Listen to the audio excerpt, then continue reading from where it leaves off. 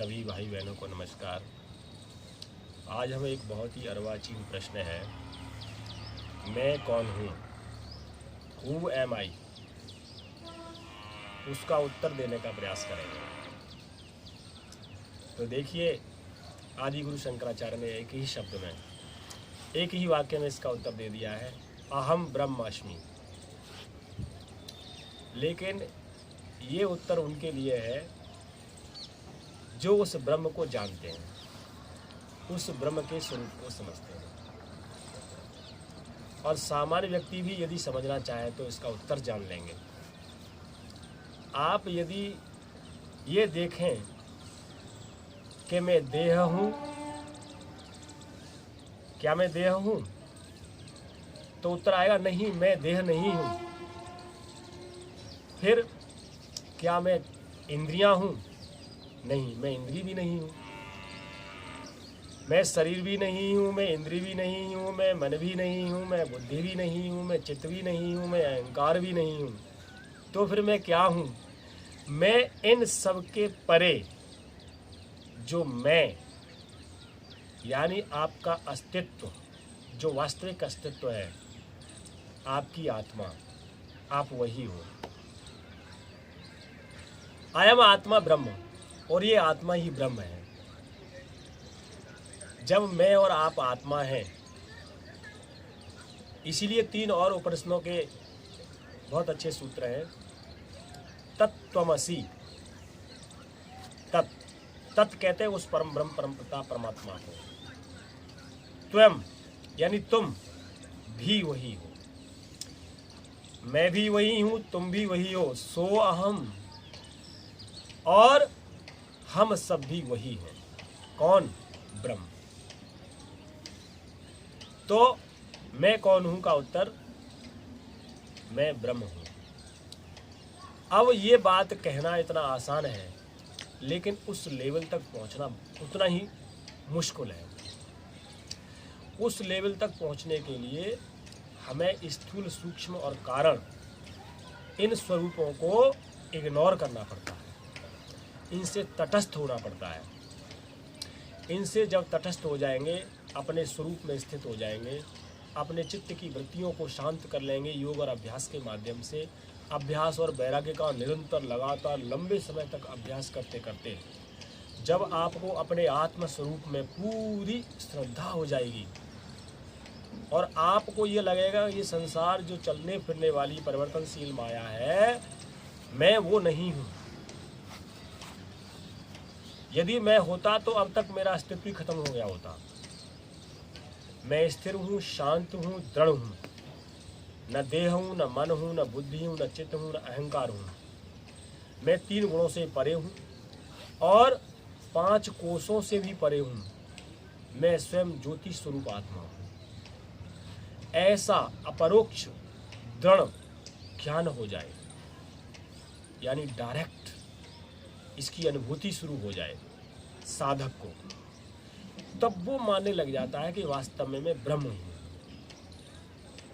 तो आप, मैं और ये सब ब्रह्म है, क्योंकि प्रकृति तो आएगी जाएगी, ये माया तो परिवर्तनशील है।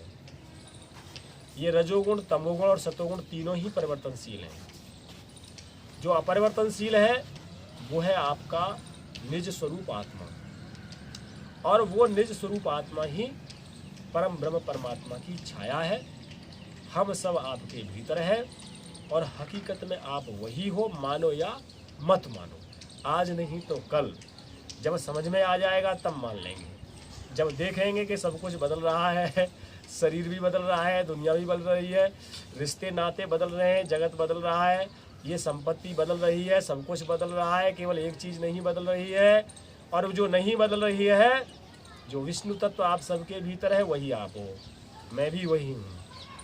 बस अपने ज्ञान चक्षुओं को खोलना है, अपनी दृष्टि को सम्यक बना करके सृष्टि के अर्थ को, उसके अस्तित्व को देखना है, उसको केवल देखना है।